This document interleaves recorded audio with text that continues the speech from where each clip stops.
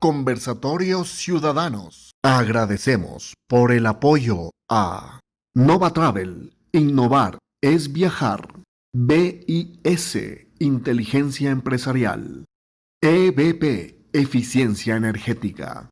TOGRA, Consultores Asociados, Asesores Tributarios.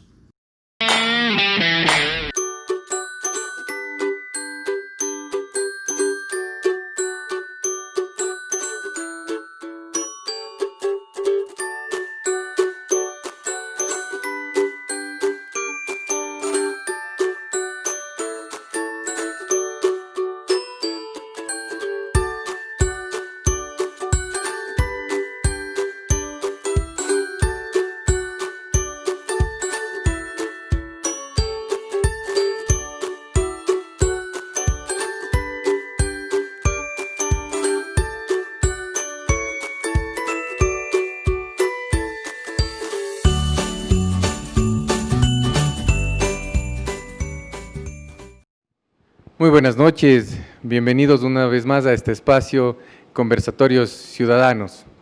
Como CJI nos hemos propuesto generar justamente el espacio de conocer a los candidatos, cada una de sus propuestas, a las diferentes dignidades, saber quiénes son, cómo piensan representarnos y también hacer algunas consultas sobre las inquietudes que tenemos como ciudadanos.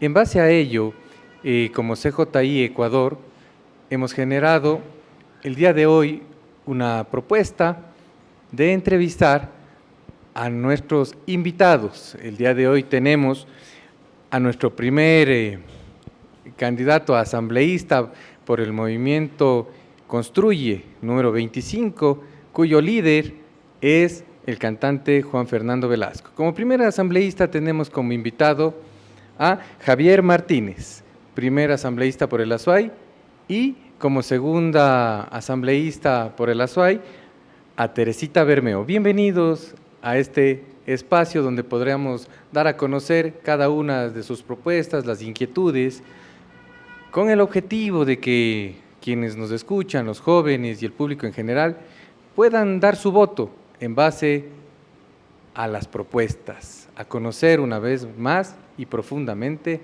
a nuestros candidatos. Como primera parte del espacio, mi estimado Javier, cuéntenos, ¿quién es Javier Martínez? ¿Cómo se describiría? Bueno, muy buenas noches, estimado ingeniero Cabrera, Teresita. Hemos venido trabajando ya desde hace algún tiempo atrás de forma conjunta, siempre pensando en el bienestar de la gente, ¿no? Un saludo muy cordial a todos quienes nos ven y nos escuchan a través de la señal de CJI. Siempre es importante poder establecer estos espacios. Yo creo que es fundamental generarlos para que la gente, la ciudadanía pueda conocer todas las opciones y en base a eso pueda tomar una decisión con respecto a quienes nos van a representar en el futuro. Nosotros somos una propuesta nueva, la lista 25 Construye, pues obviamente la hemos venido conformando hasta hace poco tiempo atrás y obviamente queremos demostrar eso, ¿no? Demostrar un cambio, demostrar caras nuevas, rostros que con experiencia, con conocimiento en administración pública y con conocimiento en las necesidades de la gente, pues podemos generar propuestas interesantes dentro de este nuevo espacio, dentro de este nuevo reto que nosotros hemos asumido como es la candidatura a la Asamblea Nacional. Es difícil describirse a uno mismo, ¿no? Es bastante complicado. Yo vengo de una familia normal, justamente mi papá fue un profesional, fue médico, fue el único profesional de 9 hermanos. Él me enseñó mucho el tema de que podemos llegar a cumplir nuestras metas con esfuerzo, con sacrificio, siempre siendo honestos y leales a nuestros pensamientos. Mi madre, una comerciante nacida en Gualaceo, que hace muchos años atrás con mis bisabuelos y mis abuelos migraron hacia la ciudad de Cuenca como todo migrante, ¿no? Tratando siempre de buscar días mejores para cada uno de nosotros, para su familia. Más allá de eso, pues me he venido desarrollando en diferentes ámbitos. En la Universidad de la SUAY, donde yo estudié, pues estuve ya involucrado en temas políticos universitarios, pues fui representante, fui presidente de mi facultad de Ciencias Jurídicas, estuve también apoyando en diferentes espacios dentro de la UDAFE, que es de la organización estudiantil dentro de la Universidad de la SUAY. También estuve como presidente del Consejo, perdón, estuve como presidente del Consejo Electoral de la Universidad de la SUAY, pero antes de eso también dentro de mi colegio fui vicepresidente del Consejo Estudiantil y obviamente ahí empezó un poco ese amor, ese cariño, esa pasión por el servicio al ciudadano, el servicio público, el tratar de ayudar a través de una gestión política, ¿no? Entonces, ahí hemos ido creciendo, he tenido la oportunidad de estar en varios espacios como el Ministerio del Deporte, es algo que a mí me apasiona también mucho el deporte. Fui hace algunos años atrás, digo a veces a la gente con la que converso, aunque no parezca, pero hace años fui deportista seleccionado del país en la disciplina del triatlón. También me dejó enseñanzas importantes. Yo creo que el deporte es fundamental en la educación de los niños, de los jóvenes, justamente para generar esos valores, ¿no? El respeto, la dedicación, la disciplina, el esfuerzo, el sacrificio, son muy importantes justamente para poder luego implementarlos en nuestra vida cotidiana. Luego de eso estuve también como gerente general de una empresa pública a nivel nacional.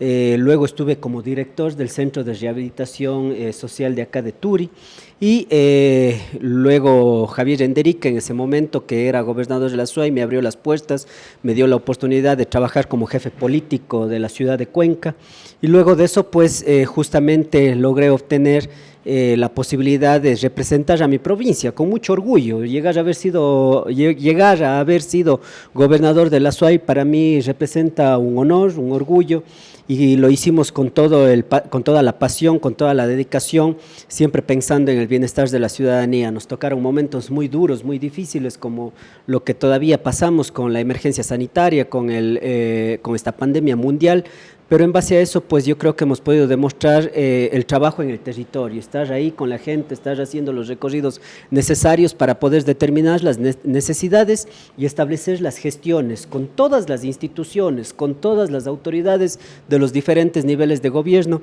porque estamos seguros y convencidos que esa es la única forma en la cual nosotros podemos salir adelante como país. Muchas gracias, estimado Javier. Realmente una pequeña y gran trayectoria a la vez en la vida pública. Ahora se nos viene el reto y lo que es la Asamblea Nacional. Sí, cuéntenos de dónde surge o cómo surge y qué se espera de ser elegido asambleísta. ¿Por qué candidatizarse a la Asamblea?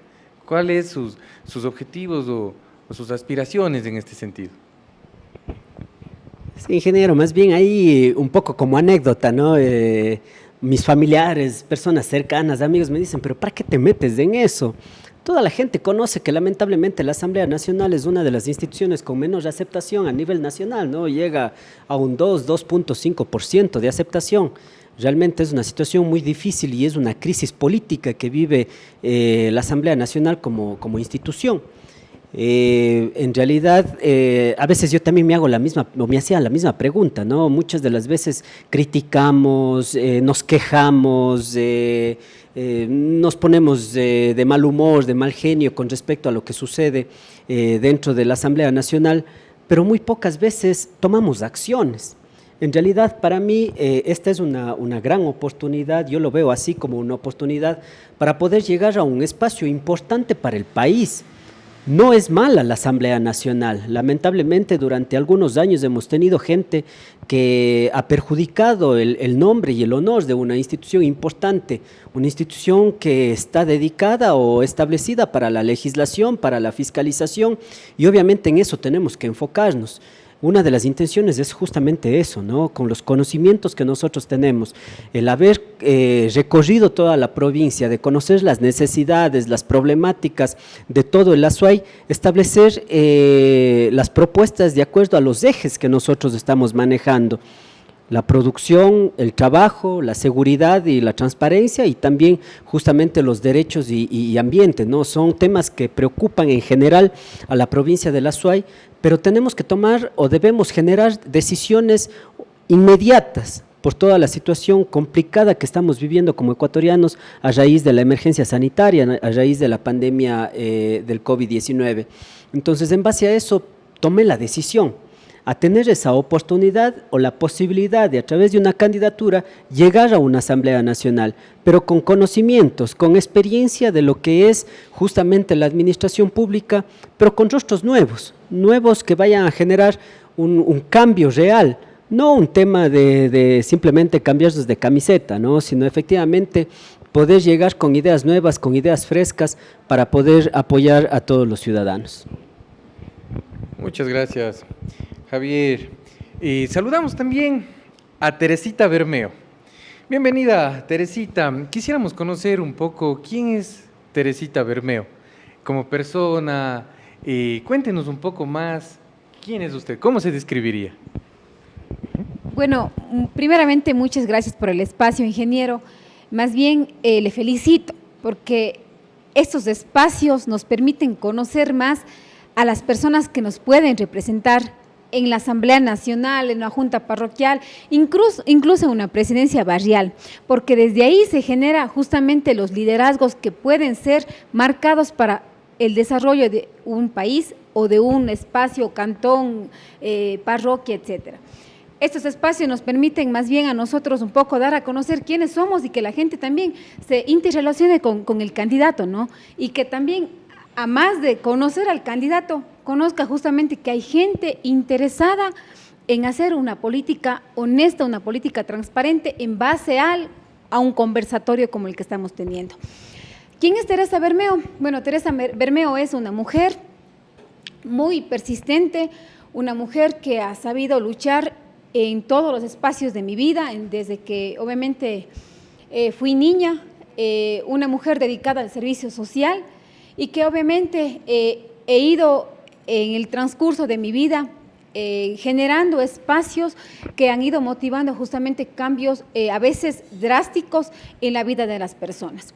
Y lo digo de esta manera porque cuando ya fui adolescente tuve la oportunidad, y digo a veces la vida nos genera la vida, espacios en donde uno puede sumar a la gente, sumar a la sociedad, servir, no servirnos de ningún momento de la oportunidad o como llamamos nosotros del oportunismo, sino servir en base a una oportunidad en cualquier espacio que estemos. Cuando fui adolescente tuve que sería, como decía, la oportunidad de apoyar a jóvenes que estaban dedicados al alcoholismo y a la prostitución. El día de hoy, pues, ahora son profesionales, 2 de ellos y otra persona, pues, que tiene un oficio que es costurera. Desde ahí me di cuenta que a veces no importa lo que usted genere de manera económica, sino más bien lo que usted genera en el cambio de una vida. No se debe aprovecharse de las oportunidades que nos da cualquier momento que uno tiene, ¿no?, en su transcurso de la vida, sino tiene que sumar a cualquier desarrollo social. Siempre vamos encaminados más bien en ese servicio, en ese dar, en ese recibir también, porque uno recibe. Y hasta que pues a los 33 años de mi vida he ocupado la jefatura política de Cuenca gracias a la confianza del doctor Javier Martínez. Y aquí sí quiero agregar algo más que él tal vez no lo puede describir, y las personas que conocemos quién es Javier Martínez pues lo vamos a decir en 3 palabras. Es determinado, un hombre honesto y un hombre trabajador. En ese aspecto creo que nuestro entorno se basa en eso. Nuestra lista Construye 25 es un grupo de personas que está basados justamente en esos valores y principios que hoy hemos visto lastimosamente que se han ido perdiendo en la sociedad. Lo que escuchamos el día de hoy, que una Asamblea Nacional con un 2% de aceptación en el país, y obviamente, ¿qué diremos de la parte externa? ¿No? Terrible. O sea, nosotros del Ecuador estamos vistos de manera negativa. ¿Pero por qué se debe a eso? Porque nosotros no estamos eligiendo bien a las personas. Para poder dar el voto, para poder confiar en alguien, tenemos que conocerle, tenemos que saber quién es, tenemos que saber el perfil de la persona. Antes lo que pasaba es de que tal era la fuerza de un color o de un número que nosotros a ciegas cogíamos y rayábamos la papeleta. Y resultaba que muchas de las veces la gente no conocía quién era el presidente de la Junta Parroquial X, solamente habían votado porque era de una lista. Miren lo que está pasando si nosotros no elegimos de manera adecuada y correcta a nuestro candidato o a nuestro representante que va a estar en la Asamblea Nacional, de igual manera en la Presidencia de la República. Más bien, motivarles siempre a la gente, a las personas que nos están visualizando, que seamos responsables con el voto que vamos a dar el 7 de febrero. En nuestras manos está el futuro del país. Si usted, ingeniero, tiene hijos, yo creo que va a querer lo mejor para sus hijos y que se desarrolle de manera integral, incluso a tener un liderazgo bien formado aquí en el país y que pueda servir al país.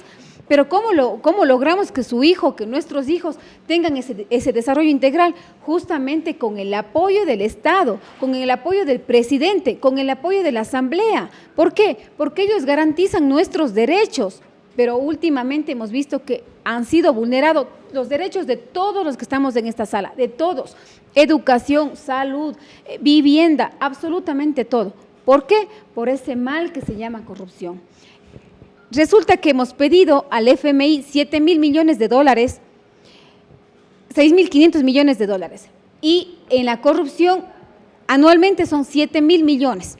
Significa que tuvimos que pedir lo que se nos llevaron del país. Eso no está bien y creo que es momento de ser honestos, corresponsables en el momento democrático que vamos a pasar en el mes de febrero.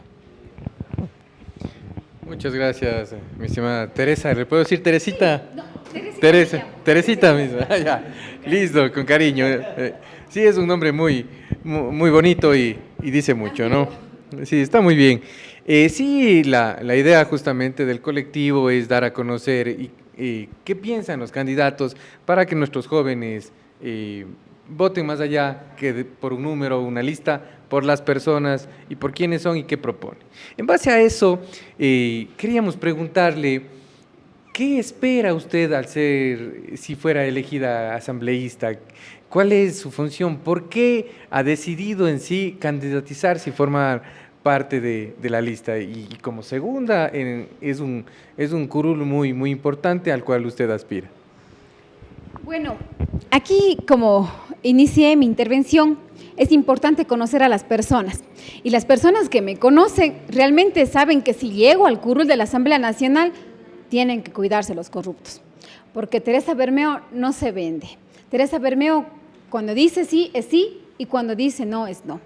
Mi palabra no es negociable en ningún aspecto. Y creo que voy y retomo que el valor y el principio que mi padre y mi madre me han dejado en la construcción de toda mi vida, pues es fundamental para el día de hoy decir que es momento de construir una sociedad mejor. Yo tengo 2 hijas, soy madre sola, yo crío de manera muy personal a mis guaguas a mi manera. Considero que la educación es lo último que cualquier político debe tocar.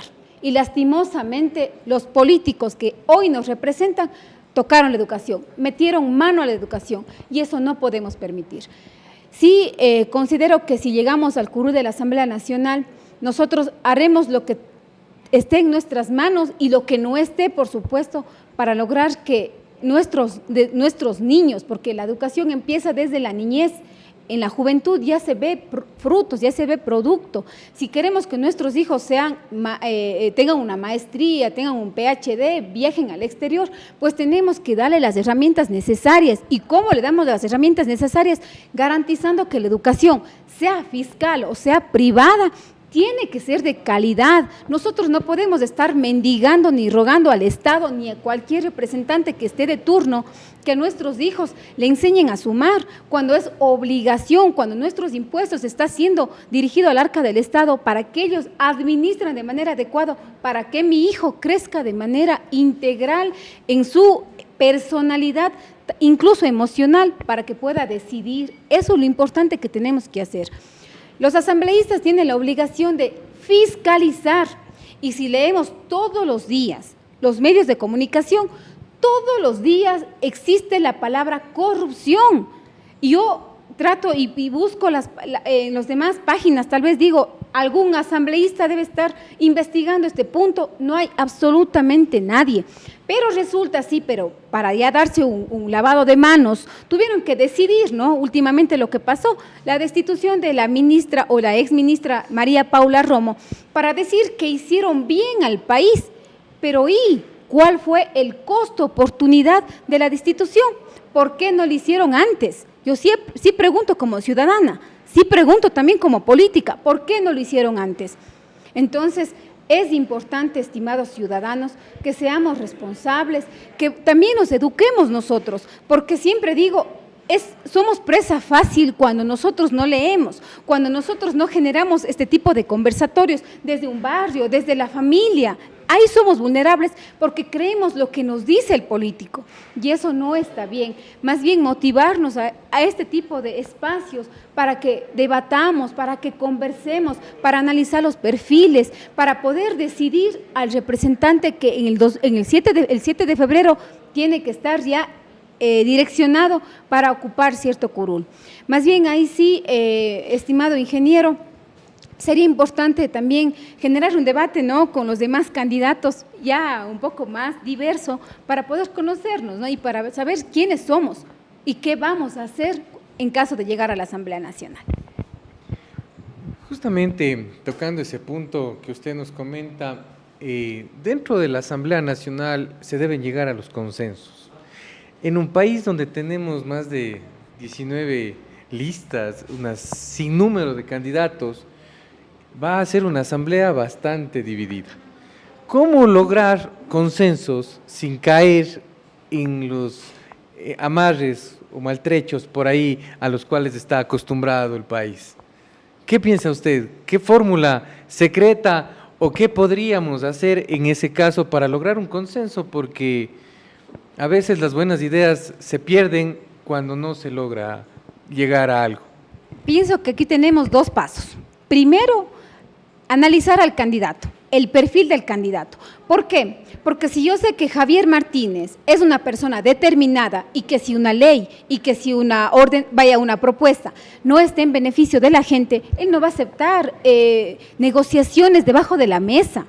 Que si Teresa Bermeo sabe que una ley va a hacer daño a la economía, va a meter la mano al bolsillo del ecuatoriano, Teresa Bermeo no va a aceptar esa propuesta.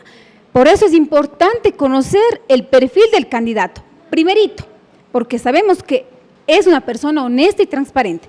Segundo, en la Asamblea Nacional no llegamos a negociar espacios, llegamos a garantizar los derechos de los ciudadanos mediante la fiscalización y la propuesta de leyes que vaya justamente en beneficio de la garantía de derechos. Si nosotros no analizamos como ciudadanos al ser humano que nos va a representar, lastimosamente, estimados ciudadanos, vamos a seguir en el mismo problema, en la misma corrupción, en el mismo desastre ecuatoriano que se ha generado, en esta misma PUS que ahora vemos y que tenemos vergüenza, digo, porque cuando usted va y pregunta a un joven, ya no solamente joven, usted va y pregunta a una persona de 70 años, le dice, me da vergüenza los políticos. A veces, estimados ciudadanos, tenemos que ser parte del proceso de cambio para poder decir, no solamente desde el espacio de la queja, sino también decir, estoy construyendo una sociedad mejor porque también me involucro en, ¿no es cierto? No podemos dejar el problema de lado, hay que asumir, hay que frentearlo para poder tomar decisiones adecuadas. Bueno, la Asamblea está desprestigiada completamente el día de hoy y más con todo lo que ha salido en el último año. ¿Cómo recuperar la confianza del ciudadano? ¿Cómo lograr que no le vean a la Asamblea como el mal de la sociedad, sino como un grupo de gente que se ha preparado y que quiere sacar adelante porque el país necesita leyes y leyes que funcionen? ¿Qué propone? ¿Qué cree usted que se debería hacer? No, muchísimas gracias. Yo creo que eso es importante, ¿no? Nosotros venimos pregonando un cambio, venimos pregonando la posibilidad de establecer una nueva opción para la provincia y también para el país, ¿no? se viene escuchando mucho y como decía Teresita, pues lamentablemente ya hasta nos acostumbramos a ver cómo las negociaciones dentro de la Asamblea con la justificación de la gobernabilidad se han servido única y exclusivamente para beneficios personales o beneficios partidistas. Esa realidad es la que nosotros debemos cambiar, porque el trabajo de un asambleísta, de un legislador, es justamente velar por los intereses del ciudadano a través de establecer propuestas para reformar leyes, para crear leyes o también incluso para la fiscalización de las diferentes instituciones. Nosotros no venimos con ningún tema de propuestas o simplemente a que nos traten de ubicar o de conocer ofertas, sino venimos simplemente con el trabajo que está detrás de nosotros, ¿no? Todo lo que nos hemos venido haciendo, la experiencia que se ha generado de la posibilidad de haber estado en diferentes instituciones, sí, es verdad, efectivamente, pero justamente la posibilidad de haber tenido esa cercanía con la gente, esa cercanía de conocer la realidad. Como decía Teresita hace un momento también, pues nosotros hemos formado y somos un grupo importante de personas que se ha visto y que nos hemos conocido en el caminar por el barrio, en el caminar por las parroquias, en el caminar por los cantones, gente que ha demostrado desde sus espacios gestiones en beneficio de su gente. Por eso estamos con diferentes personas, ahí está Priscila Salcedo, es una dirigente barrial que ha tenido una gestión importante en su sector, en el vecino. Tenemos a Diego Flores en Ricaurte, en lo que es justamente toda esa zona. También con Gustavo Yibisaca en Quinta Chica, gente que efectivamente todo el tiempo ha estado demostrando la gestión a nivel de todas las instituciones. Hemos podido conversar, hemos podido en su momento hacer algunas actividades con respecto al tema de la seguridad, y también otros personajes como lo son Nicolás Aguilar, Jessica Salazar, Teresita, que me ha estado acompañando en una de las situaciones más duras que hemos tenido que enfrentar, que es la pandemia, buscando ayudar a la gente. Eso es lo que nosotros proponemos, que nos conozcan también por el trabajo que hemos desarrollado. Más allá de eso, pues yo creo que sería importante generar ya las propuestas que nosotros tenemos para poder apoyar desde la Asamblea, ¿no? Hay una situación importante que estamos viviendo, la falta de recursos económicos, mucha gente perdió sus trabajos y en base a eso pues nosotros también tenemos ahí una idea importante de lo que debemos hacer de forma inmediata, tomar acciones inmediatas para poder establecer un apoyo a los ciudadanos. En este momento vamos a hacer una pequeña pausa, no sin antes agradecer a nuestros queridos auspiciantes que hacen realidad este conversatorio en pro de la juventud y de la sociedad en general.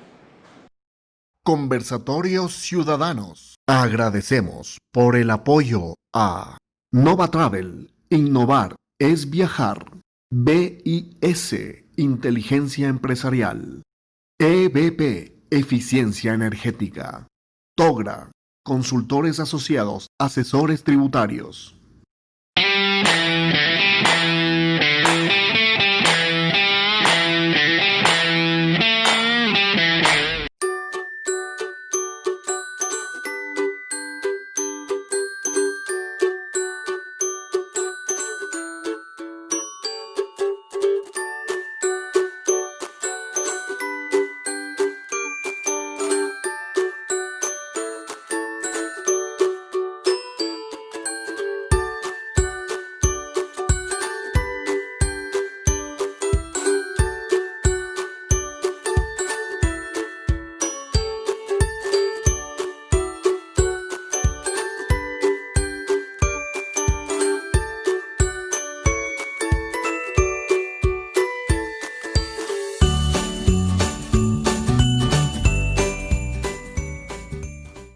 Buenas noches, estamos de regreso en este conversatorio ciudadano con Javier Martínez y Teresita Bermeo, ¿sí? De la lista Construye número 25, cuyo líder es Juan Fernando Velasco, candidato a la presidencia por el movimiento Construye. Mi estimado Javier, cuéntenos, el gobierno, Lenín Moreno, un gobierno que cada vez tiene menor credibilidad. ¿Qué piensa usted de Lenín Moreno, de su gobierno? ¿Y intentaron tumbarlo o no intentaron tumbarlo en el octubre pasado? ¿Qué nos dice sobre eso? Sí, bueno, en primera instancia yo estoy muy agradecido, ¿no? A mí me dieron una oportunidad como un ciudadano más, sin tener una injerencia política o sin tener una fuerza política detrás de mí, pues me dieron la posibilidad de asumir un reto muy importante que fue la gobernación de la SUAY y ser el representante del Ejecutivo acá en la provincia, ¿no? Siempre nuestro enfoque ha sido trabajar y velar por el bienestar de los ciudadanos en diferentes problemáticas que se han presentado, temas de seguridad que estuvimos justamente enfrentando directamente en operativos, estuvimos siempre en las calles pues buscando las mejores opciones para reducir los niveles de inseguridad en la provincia en su momento, llegando a tener un resultado importante que fuimos considerados pues como la provincia número 1 a nivel del país en reducir los índices de violencia, los índices de delincuencia. Y eso para nosotros es importante porque refleja un trabajo que se realizó. Más allá de eso, pues hay algunas situaciones que también hay que cambiar.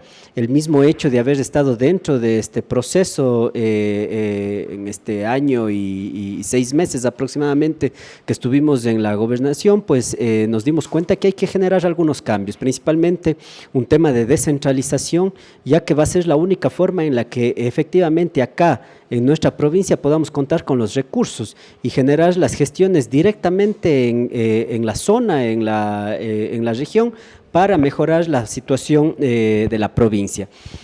En octubre tuvimos una situación muy compleja, muy difícil.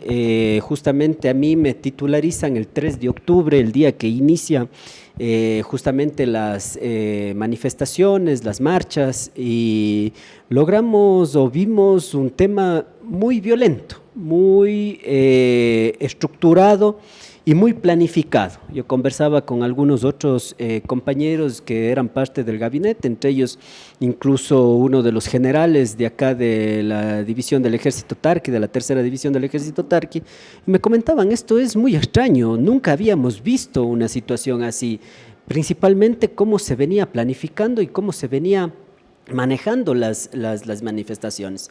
Consideramos que efectivamente hubo una intención en su momento de derrocar un gobierno de forma antidemocrática.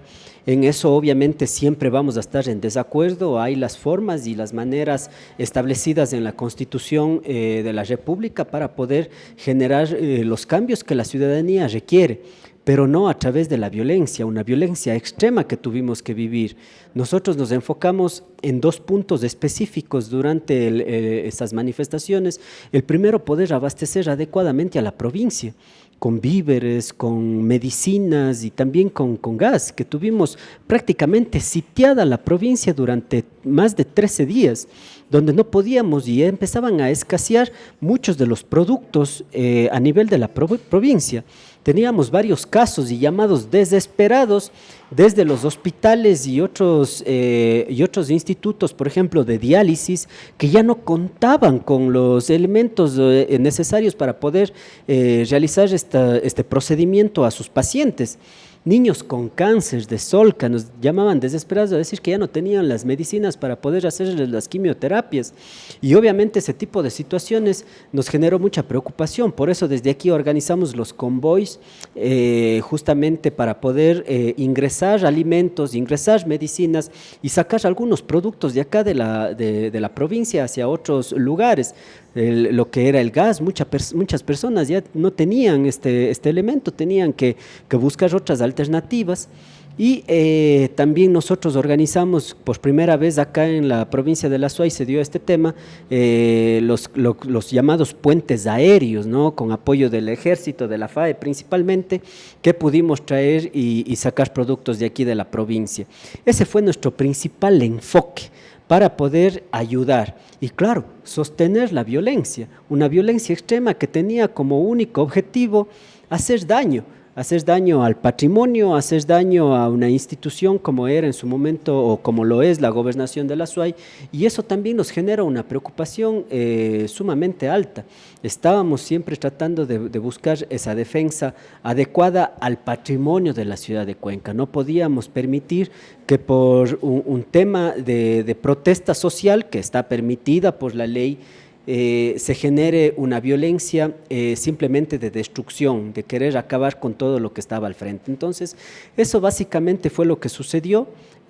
Jamás en ningún momento nosotros dimos ninguna disposición para atacar o para disparar, como en algún momento se decía a los manifestantes. Siempre, en cualquier momento, ustedes van a ver que las acciones fueron prácticamente de defensa, ¿no? Tuvimos incendiado el vehículo de la policía, tuvimos algunas otras situaciones muy graves, principalmente en el sector de Molleturo también, que no dejaron de ser preocupantes. Y un tema difícil que nos tocó enfrentar el momento que empezamos a sacar los convoys de los trailers, de los camiones, por la cuenca Girón Pasaje, en Santa Isabel. Yo estuve presente ahí.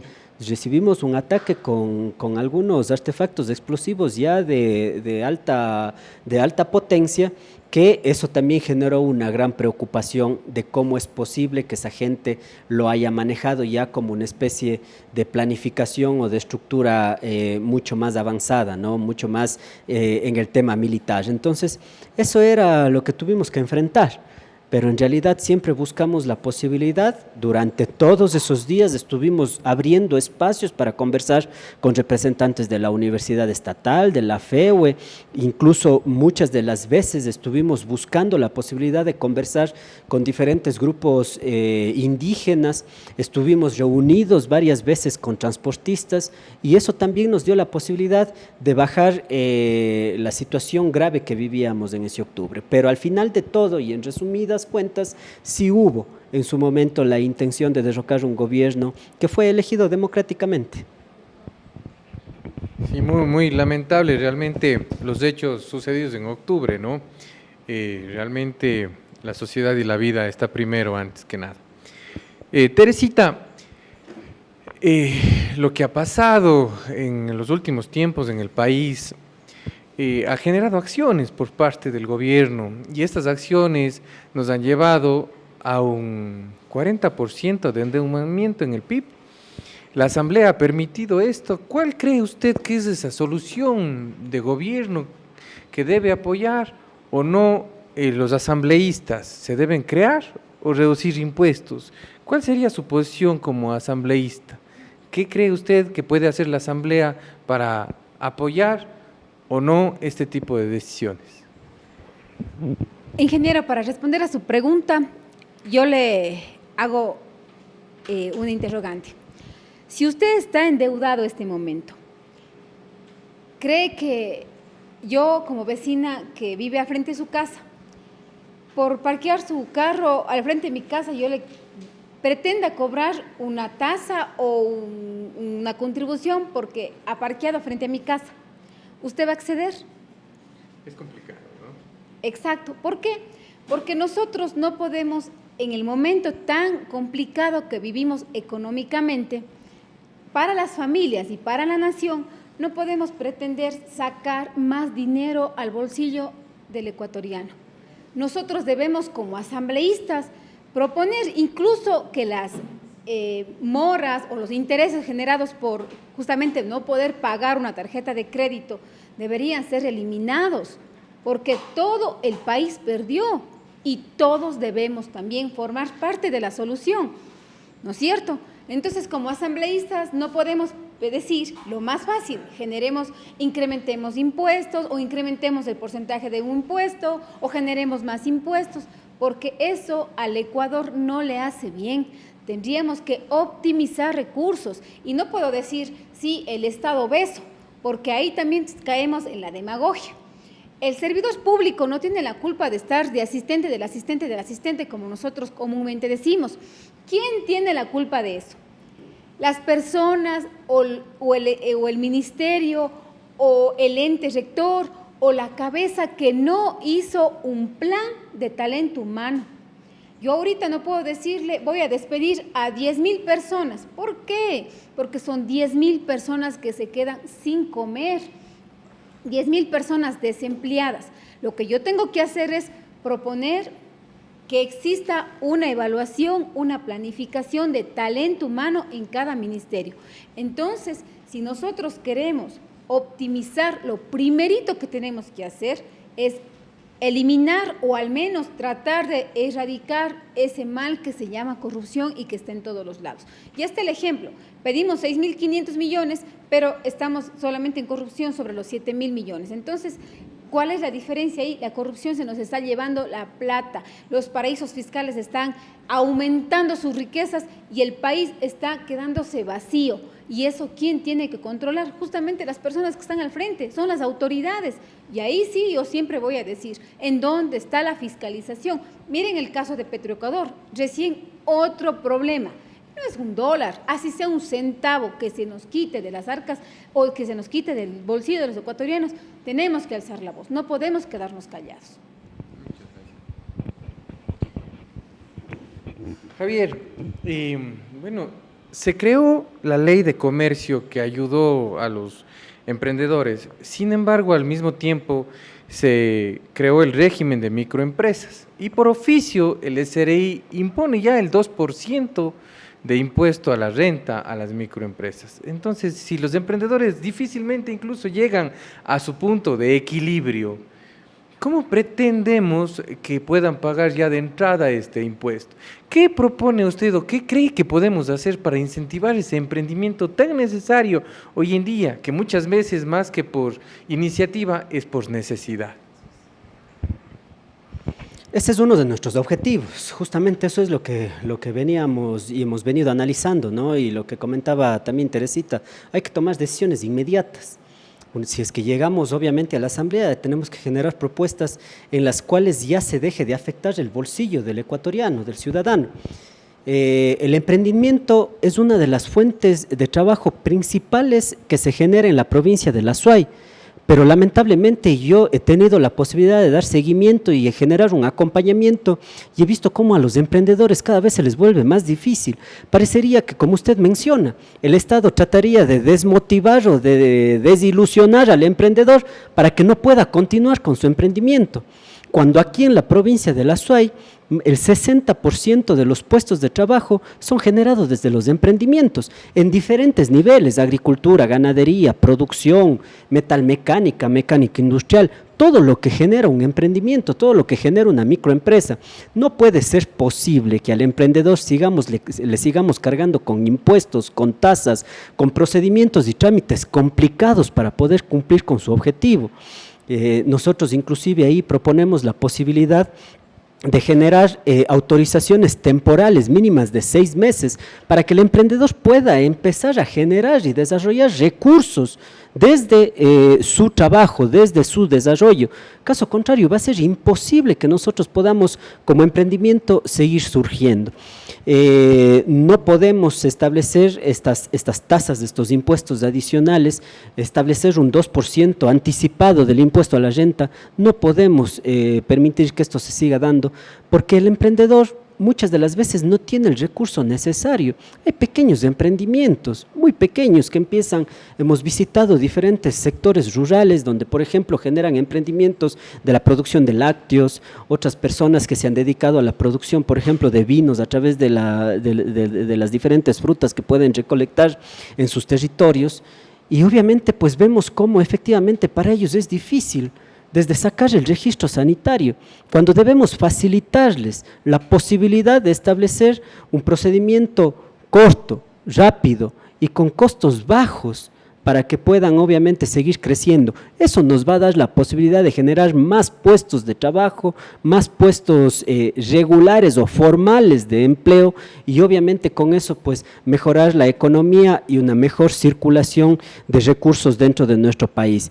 En su momento, pues estos productos pueden llegar a ser emprendimientos que crezcan y que puedan generar exportaciones a nivel de otros países y eso obviamente va a ser un ingreso importante para nuestro país. Muchas gracias, Javier. Teresita, como yo, muchos ciudadanos estamos preocupados por el IES.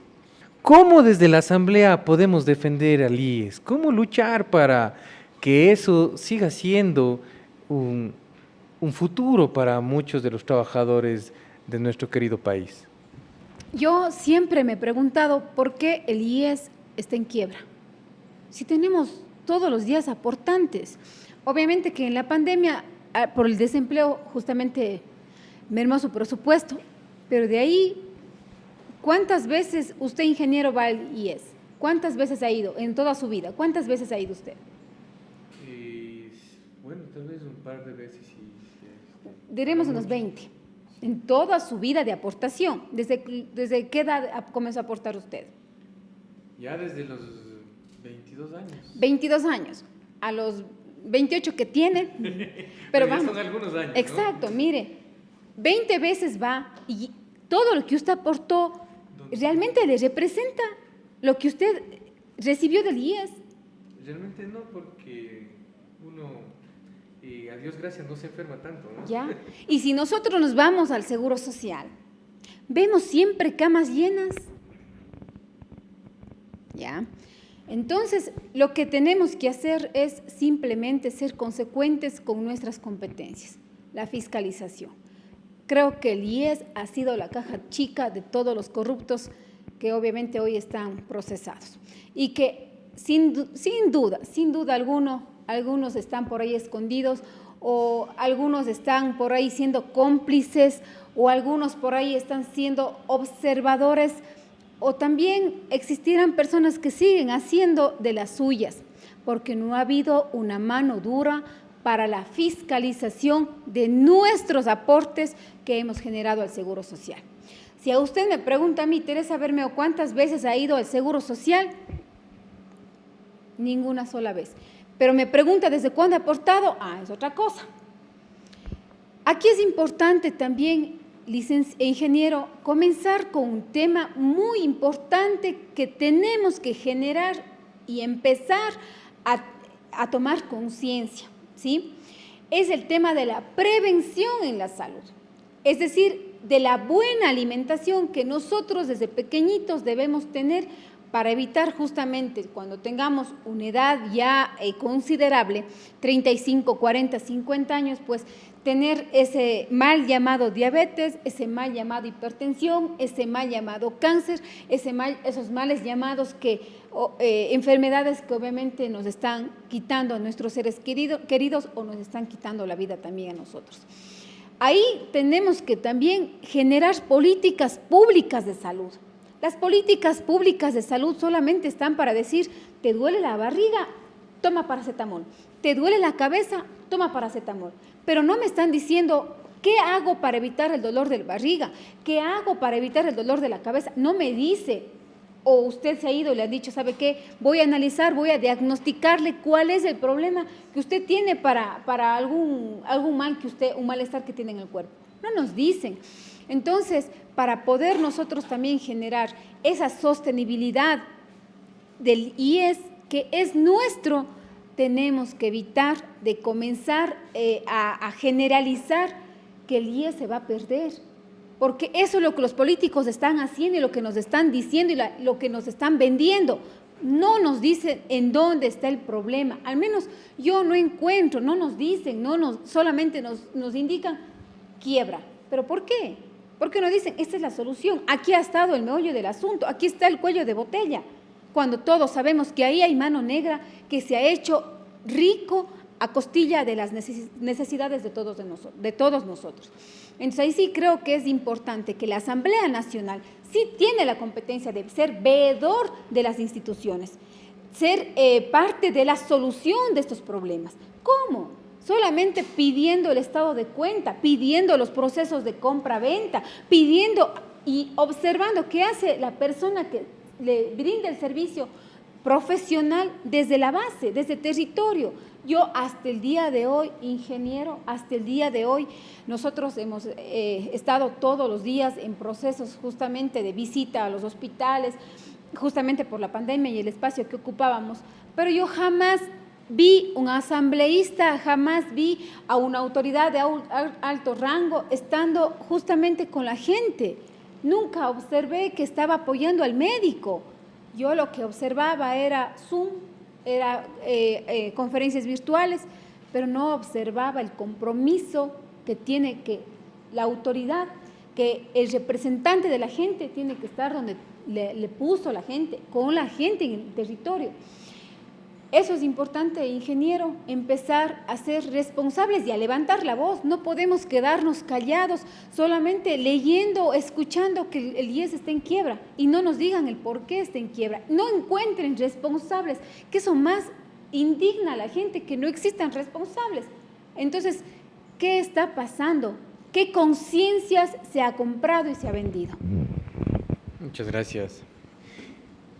Javier, y usted, dentro de su vida pública, conoce desde cerca la parte de la seguridad y es consciente de la inseguridad en la que vivimos y cada vez es más grave.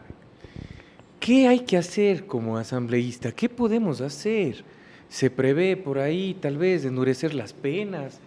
Escucho por ahí algunos líderes políticos que hablan de una pena de muerte, otros hablan del portar armas, tal vez esa será la solución.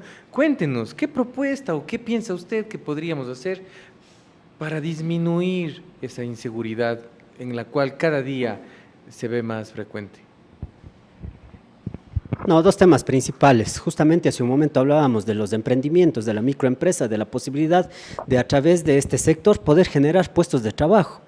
Una de las situaciones por qué crece la inseguridad, por qué tenemos mayor delincuencia, es justamente por eso, por la falta de empleo, por la falta de trabajo. Entonces, en realidad, debemos atacar por ahí. Ese es el principal problema que nosotros tenemos, porque una persona que no tiene que dar de comer a sus hijos, porque no tiene trabajo 1, 2, 3 meses, ve como única alternativa generar actos delictivos para poder obtener algo de recursos y mantener a sus familias. Obviamente hay otro nivel, ¿no? Ya lo que es la delincuencia organizada, que nos puede generar muchos más inconvenientes, el tema del narcotráfico, el microtráfico, donde efectivamente ahí sí tenemos que establecer algunos cambios. Acá no creo que la discusión debería ser si debemos portar o no armas. El Ecuador ha tenido una reducción sustancial a nivel de Sudamérica y a nivel de Latinoamérica en muertes violentas desde que se prohibió la utilización de armas de fuego para todas las personas o la utilización libre de armas de fuego. En realidad, esa no es la solución. La solución es generar fuentes de trabajo para que la gente pueda efectivamente tener una opción diferente al cometimiento de delitos. Pero déjeme ahí, ingeniero, decirle un tema que también es preocupación mía.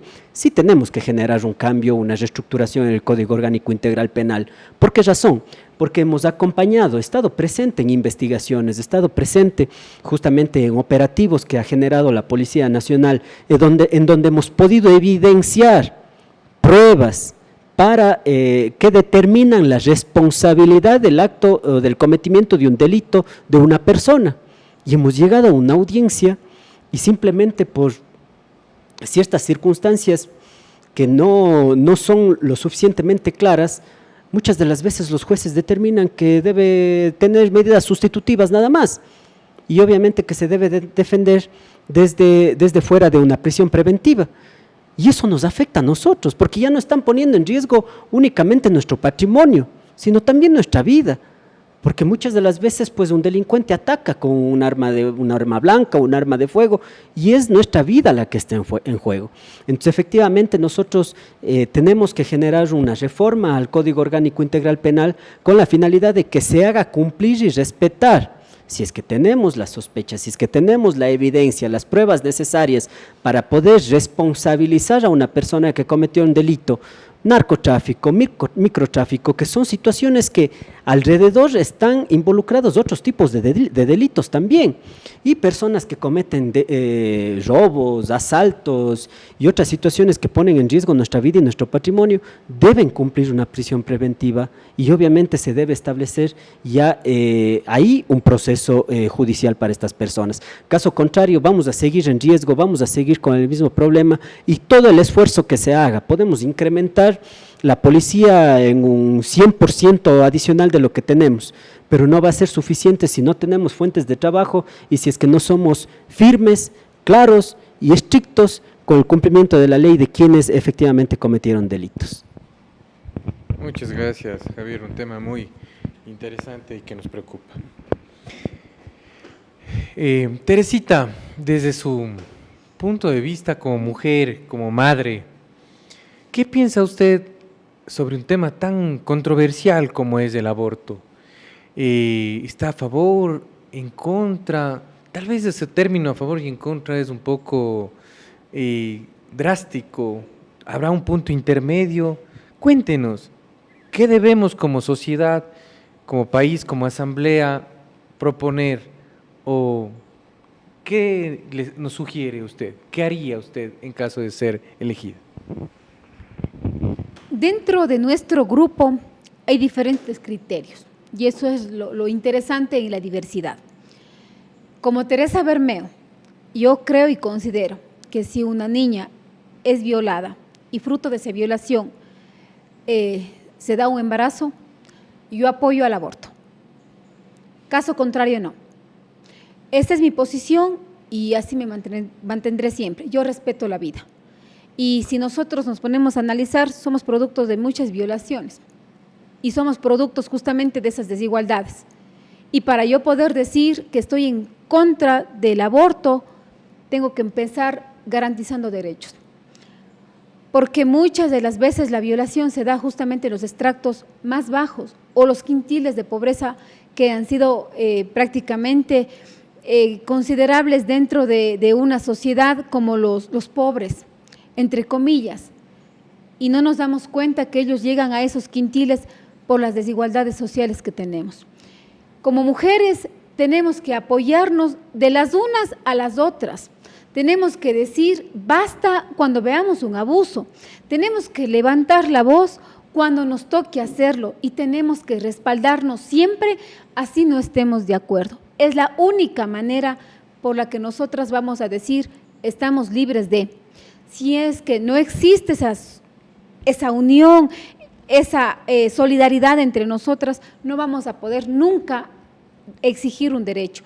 Tenemos la ley de violencia a la mujer. Obviamente no estoy diciendo que es nuestra culpabilidad, ¿no? Sino más bien estoy diciendo que nos vamos a unir y tenemos que unirnos como sociedad. Este año ha habido más de 70 muertes y recién hace 2 semanas una señora de 33 años fallece a manos de su expareja. Muere, le matan. Tenemos la ley. ¿Qué está pasando con la ley? ¿Dónde está fallando la ley? Nos dice que el femicida va a la cárcel. ¿Pero qué ha pasado? Entonces, si no podemos defender a una persona adulta, ¿cómo vamos a defender a nuestros hijos menores de edad? Es importante ya como mujeres levantar una sola propuesta respetando cada criterio. Hay que respetar, desde ahí empieza absolutamente todo, desde el respeto, para poder saber qué es lo que realmente tenemos que hacer y qué es lo que vamos a eliminar. Esa es mi respuesta. Muchas gracias, un tema de suma importancia. Este fin de semana estuve yo con mi familia en nuestro querido Parque Nacional Cajas y al ver toda esa majestuosidad, vemos esa agua tan pura que damos gracias a que esté cerca de nuestra querida ciudad. Por otro lado, también nos preocupa el mantenerla. Acaba de salir a la bolsa, incluso que tal vez el agua ya va a tener costo en un futuro, y es a voces que en el futuro vamos a pelear tal vez por el agua. Sin embargo, somos un país endeudado, somos un país que está sobre varios recursos, no solo el petróleo, sino entran ya los metales, la minería. ¿Qué hacer? Una divergencia en ese sentido, que por un lado debemos preocuparnos por un futuro y por la vida, y por otro lado no podemos seguir endeudados, situados sobre una mina de oro. ¿Qué propone usted? ¿Cómo ir con esa minería? ¿Explotarla, no explotarla? ¿O cómo manejarla sin que las grandes empresas o los intereses rompan esa parte? Creo que seríamos inconscientes o completamente incoherentes al hablar de no proteger un bien tan preciado, ¿no? Pero acá nosotros siempre lo que proponemos es que debemos generar una protección integral del medio ambiente. El agua, sí, efectivamente importante, líquido vital como se lo conoce, es uno de los más importantes, pero es parte de un ecosistema que debemos proteger. porque si es que destruimos el páramo, destruimos también las fuentes de agua. Y obviamente eso nos va a generar diferentes situaciones. Se han venido estableciendo varias propuestas, consultas populares, ahora la última que fue aprobada por parte de la Corte Constitucional y generada desde principalmente el municipio de Cuenca, es importante. Y sí, vamos a votar que de forma positiva para proteger justamente nuestras fuentes de agua. Claro que lo vamos a hacer. Yo creo que no, ningún cuencano estaría en la posición de decir, no, que destruyan nomás las fuentes de agua y que se genere minería. No podemos permitirlo. Pero claro, hay que ir más allá. Recordemos que la consulta popular que fue propuesta y que determinará su resultado el 7 de febrero, cuando se determine por parte del Consejo Nacional Electoral, pues veremos cuál va a ser la posición. Si es que efectivamente se determina la prohibición de generar minería a gran escala en fuentes de recarga hídrica, pues está muy bien, es importante, pero eso viene para lo posterior, una vez que es aprobada esta situación dentro de la consulta popular, un principio legal que obviamente se ha establecido desde hace muchísimos años en nuestro país, que siempre la ley rige para lo venidero, no es retroactiva, ¿no es cierto? Entonces, efectivamente, en base a eso, nosotros también debemos tomar medidas adicionales. ¿Qué pasa con la minería a media escala o a media escala? ¿Qué pasa con la minería artesanal? ¿Y qué pasa con la minería ilegal? Ese tipo de situaciones también debemos controlar y generar una reforma a nivel institucional para que esos controles efectivamente sean mucho más drásticos y oportunos. No podemos permitir, la Constitución lo prohíbe, la ley lo prohíbe, no se puede generar minería en fuentes de recarga hídrica, en parques nacionales, en bosques protegidos. Entonces, obviamente, ahí debemos apuntar, a establecer que en esos lugares no se puede generar minería, porque tenemos que proteger nuestro bien preciado, que es nuestro bien más preciado, que es nuestra vida. Y obviamente, si es que atacamos la naturaleza, seguramente nos vamos a ver afectados. Se ha determinado que hasta el mes de octubre la minería en el país ha generado 486 mil millones de dólares, que es un rubro importantísimo para el país. Tiene que generarse una minería responsable, pero donde que efectivamente no afecte. No vamos a permitir que en el Cajas se genere minería, porque efectivamente eso va a afectar de forma directa a todos nosotros como cuencanos y como azuayos también. Pero hay otros sectores en los que efectivamente sí se lo puede hacer con un control estricto, con determinaciones establecidas en la ley, para poder prevenir una afectación mucho mayor a la naturaleza, ¿no? Entonces, no hay que ser drásticos, no hay que ser extremistas en estos temas, pero sí efectivamente vamos a luchar también por proteger la naturaleza. Teresita, otro tema un poco controversial. El mundo está cambiando y cada vez las nuevas tendencias marcan cambios sociales. Tocamos el tema de la marihuana. Hoy en día se habla ya incluso de que ya es legal. ¿Qué piensa usted de eso? ¿Bajo qué régimen? ¿Es propicio o tal vez es una puerta abierta para el consumismo y la degeneración de nuestros jóvenes? ¿Es válido? ¿No es válido? ¿Qué criterio nos da sobre eso? A ver, cuando el alcohol o como conocemos aquí en Cuenca, el trago, en Estados Unidos era ilegal, pasaba algo similar como en Colombia, ¿no? Había los territorios, los espacios, había muertes justamente por el contrabando, ¿no es cierto? Si nosotros vamos ahora al otro lado de la marihuana, ¿no? Hay países que están legalizando, tendrán sus criterios, pero considero yo que en nuestra sociedad debemos generalizar un debate, debemos comenzar a debatir estos espacios, estas propuestas, para decidir de manera conjunta. Yo no podría tomar una decisión sobre las preocupaciones generales, porque para generar una sola respuesta, que sí o no, usted debe conocer lo que la gente dice, porque eso es democracia. Entonces yo, para cualquier decisión en ámbitos o propuestas como esta, muy complicadas, pues deberíamos comenzar a trabajar con la gente en conversatorios como estos. Muchas gracias. Javier, ya estamos terminando este conversatorio. Desde ya, muchas gracias por atender a nuestro llamado y dar a conocer sus puntos de vista y sus propuestas a nuestra querida audiencia, a todos esos jóvenes que en el interior se sienten así, porque joven, como bien decíamos, es aquel que tiene el ímpetu todavía para transformar esta sociedad y este hermoso país.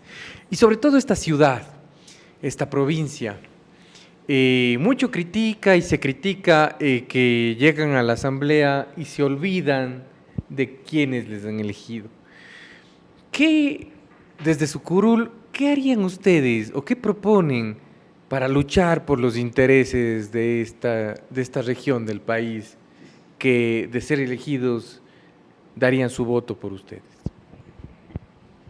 Yo creo que es una pregunta muy, muy importante y fundamental, ¿no? Creo que la ciudadanía también debe empezar a educarse, y estos son los espacios importantes por los cuales nosotros debemos dar a conocer a la gente, más allá de nuestras propuestas, lo que significa elegir un representante. Pero también deben conocer claramente cuáles son las funciones de ese representante que van a elegir. No puede ser posible que en muchos de los casos haya candidatos a la asamblea que ofrezcan obras. Eso no va a ser posible. Eso no se va a cumplir bajo ninguna situación. Por eso cada vez que vamos a algún conversatorio, que estamos compartiendo con los jóvenes, con personas en los barrios, en las parroquias, en los cantones, siempre les decimos: ustedes conocen cuáles son las funciones de un asambleísta. Lamentablemente en algunos de los casos nos han dicho: no sabemos qué es lo que hace un asambleísta o cuáles son las funciones que debe cumplir. Y es importante establecer o darles a conocer cuáles son esas funciones. La legislación y la fiscalización son las principales funciones que debe cumplir un asambleísta y debe estar enfocado en eso. Pero también yo estoy en desacuerdo que cuando un asambleísta gana un curul en la asamblea, simplemente va y vive 4 años en la ciudad de Quito. ¿Y qué pasa con la realidad de lo que sucede acá en la provincia de la Azuay? Esa realidad, y en base a esa necesidad y a esa problemática, nosotros tenemos que proponer soluciones en la Asamblea Nacional. Una de las situaciones que siempre hemos venido conversando con Teresita y con todo el equipo de trabajo de Construye acá en la provincia de la Azuay ha sido que nosotros debemos mantenernos en territorio y que los conversatorios, una de nuestras características, estimado ingeniero Cabrera, ha sido esa, la posibilidad de seguirnos manteniendo nosotros visitando el territorio. Lo hicimos cuando estuvimos en la gobernación, lo hemos hecho cuando hemos estado en otros espacios, siempre en contacto con la gente, la cual obviamente de una u de otra manera nos da a conocer la problemática, las necesidades, a veces de una buena manera, otras veces en forma de reclamo y de una situación preocupante que tienen, pero es importante estar acá en la provincia de la Azuay y seguir de las problemáticas y las necesidades, determinar las soluciones. Entonces esa mentalidad es la que queremos cambiar, desde la forma de trabajar del asambleísta. Nosotros debemos empezar o mantener estos foros, mantener estos conversatorios, para en base a eso pues seguirnos retroalimentando de la información, de las necesidades, y obviamente en base a eso establecer las nuevas propuestas que se debe generar en beneficio de la provincia. Una de ellas importantísima, debemos seguir luchando por los temas de descentralización, y eso se lo realiza a través de la fiscalización a las instituciones. No puede ser posible que los recursos no lleguen de manera adecuada acá a nuestra provincia y que efectivamente no se pueda cumplir con diferentes proyectos. Para eso estamos también nosotros, para determinar a través de la fiscalización que esos recursos lleguen de manera adecuada y que sean reinvertidos en bien de la provincia de la Azuay. Muchas gracias. Teresita, algo que a nuestros amigos, ciudadanos y también a todos, creo, nos ha causado un poco de incertidumbre. El líder, Juan Fernando Velasco, el líder del movimiento, el candidato para la presidencia de la República, conocido en el Ecuador por ser uno de los representantes artísticos más importantes que ha tenido este lindo país. Sin embargo, fue una sorpresa su lanzamiento y su candidatura. ¿Qué piensa usted de eso? ¿Cómo le ve a Juan Fernando Velasco? ¿Qué idea tiene?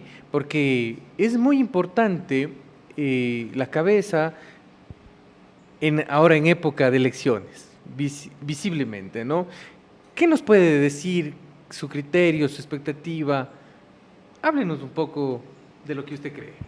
Bueno, Juan Fernando Velasco es un joven emprendedor, un joven que sabe lo que quiere. Cuando una persona es determinada, incluso en la familia, siempre voy a partir de ahí, porque uno crece en familia. Cuando es determinada, toma decisiones certeras, toma decisiones que van en beneficio de la gran mayoría. Si hablamos ahorita como candidato a la presidencia de la República, debe tener cualidades. No cualquiera está de candidato, no cualquiera está participando en esta lid electoral tan complicada. Entonces, es importante empezar también a escucharle, empezar a leer quién es Juan Fernando Velasco. Yo siempre digo, para coger un micrófono, para estar como estamos los tres aquí en este momento y el compañero que está justamente apoyándonos, no es fácil, no es fácil coger un micrófono, hablar lo que uno piensa, es un proceso complicado, porque tiene que convencer o tiene que tratar de transmitir sus ideas de manera adecuada para que la gente lo recepte como uno quiere o piensa que lo debe hacer.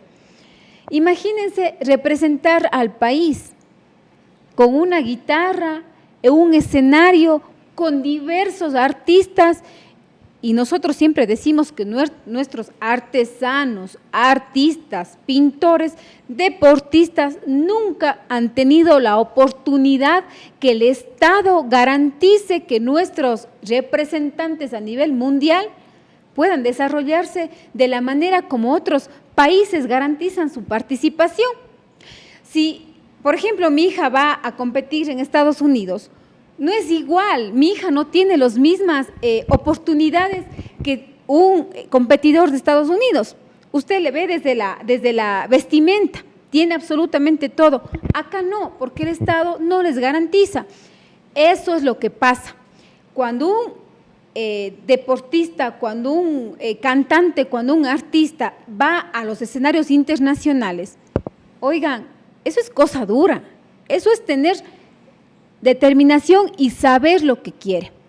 Si él llegó a las máximas escalas y que nos ha dado orgullo nacional, créanme que también podrá manejar un país. Porque él, a pesar de las dificultades que todos sabemos y que los que nos escuchan podemos analizar que existen esos problemas, pues a pesar de los obstáculos que él ha tenido como artista, pues ha podido salir, también lo va a hacer como presidente o como representante de los ciudadanos. ¿Por qué? Porque para estar en las élites que él ha estado, significó que él tuvo que ser honesto, tuvo que ser transparente, lo que hoy todos buscamos.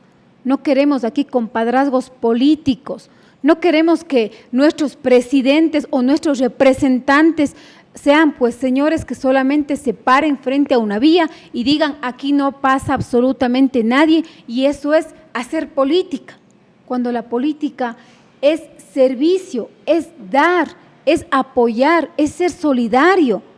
Yo creo que Juan Fernando Velasco tiene esas características, y si nosotros nos ponemos a pensar, capaz que sí, ¿no?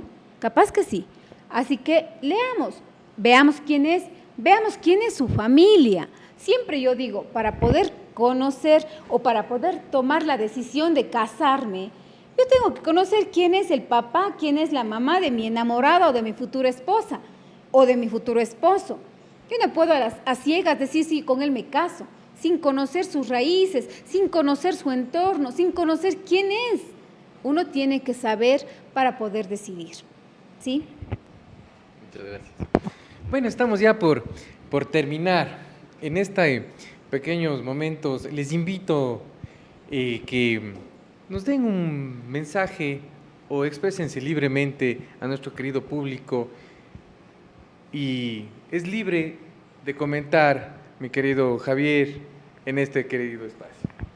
No, muchísimas gracias. Más bien, felicitarles a ustedes por generar estos espacios para que la gente, los ciudadanos, los jóvenes también puedan conocer. Ahora, a través de las redes sociales, que prácticamente es un manejo cotidiano de nuestros jóvenes, es importante también llegar a ellos. Son una fuerza importante para poder decidir el futuro de nuestro país. Acá estamos justamente para representar absolutamente todos los sectores y todos los niveles. Solo así, de forma conjunta, es lo que nosotros hemos pregonado. Siempre el trabajo conjunto, interinstitucional, el trabajo con los diferentes niveles de gobierno para poder sacar adelante a la provincia, y eso nos ha dado éxito. Acá no es cuestión de simplemente venir a pelear, discutir y tratar de menospreciar a las otras personas, sino efectivamente reconocer los méritos y los valores de cada una de las personas y en base a eso salir adelante. Y para eso estamos aquí, para que nos conozcan un poquito más. Tal vez en lo personal a mí me conozcan por el tema de la gobernación, a Teresita por el tema de la jefatura política, pero también hemos tenido un trabajo adicional y en los espacios en los que hemos estado pues hemos pensado siempre en servir a los ciudadanos o a la gente que efectivamente está dentro de la institución o dentro de del espacio en el que nosotros estamos manejando o administrando. Entonces, eso es con lo que nosotros queremos llegar, con lo que hemos hecho, con el trabajo. Y obviamente estas propuestas importantes, yo creo que es necesaria, aquellas preguntas son situaciones reales que están pasando en el país. Y eso es lo que debemos enfrentar, afrontar y tomar decisiones, justamente para buscar las mejores soluciones. Seguimos nosotros trabajando, seguimos nosotros recorriendo toda la provincia y en base a eso pues nosotros buscamos siempre las necesidades, las problemáticas y desde cualquier espacio en el que estemos vamos siempre a trabajar en beneficio de la gente. Ese ha sido siempre nuestro objetivo desde el principio y lo vamos a seguir manteniendo. Esperamos poder contar con la confianza de la gente, de la ciudadanía, con rostros nuevos, con gente nueva que efectivamente va a dar la posibilidad de refrescar la política. Yo siempre lo digo, la política no es la mala, lamentablemente, y cada vez que he estado en contacto con la ciudadanía, yo les hago la pregunta, les digo, ¿qué opinan ustedes de los políticos? Y lamentablemente hasta el día de hoy, ya en más de 2 meses y medio que voy recorriendo la provincia como candidato, ninguno me ha dado una respuesta positiva o algo favorable en beneficio de un político. Siempre son comentarios negativos, malos en contra de los políticos. Pero la política no es la mala. La política es la mejor herramienta que tiene el ser humano para servir al ciudadano. Eso es la política y desde ese principio nosotros debemos manejarnos. Y obviamente pues tratar de eliminar a aquellas personas que han afectado a la política, que tal vez se han beneficiado de forma personal o han tratado de beneficiar a un partido, un movimiento, y obviamente esa es la realidad que nosotros debemos buscar cambiar. Muchísimas gracias en realidad por el espacio. Para nosotros esto es sumamente importante y siempre estaremos atentos y a las órdenes para poder solventar cualquier duda, inquietud. Y obviamente de la experiencia que tenemos en el trabajo que hemos realizado, poder generar acciones importantes en beneficio de nuestra querida Azuay.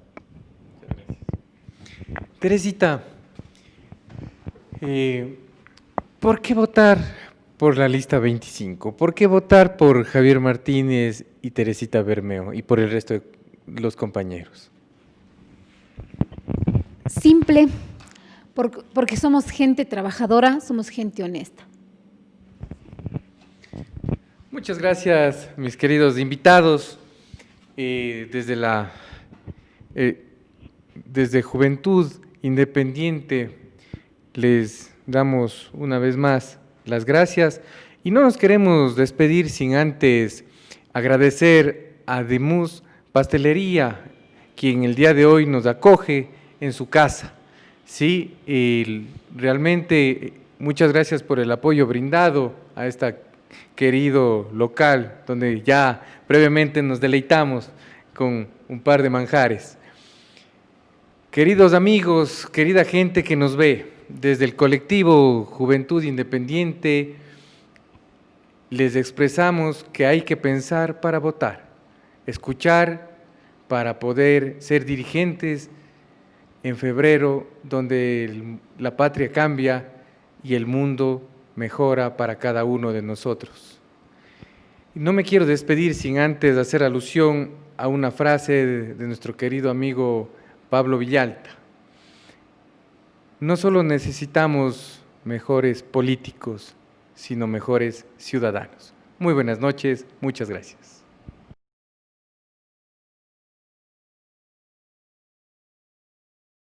Conversatorios Ciudadanos. Agradecemos por el apoyo a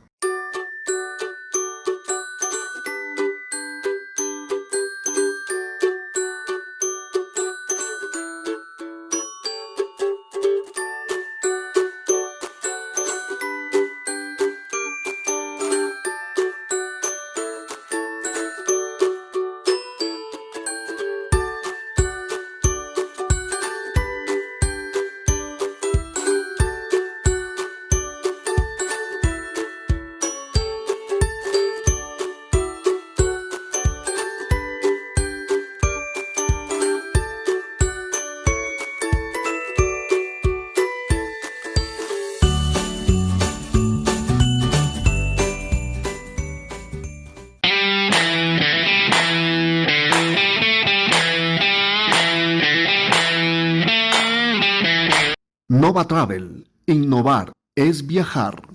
BIS. Inteligencia empresarial. EBP. Eficiencia energética. TOGRA. Consultores asociados, asesores tributarios.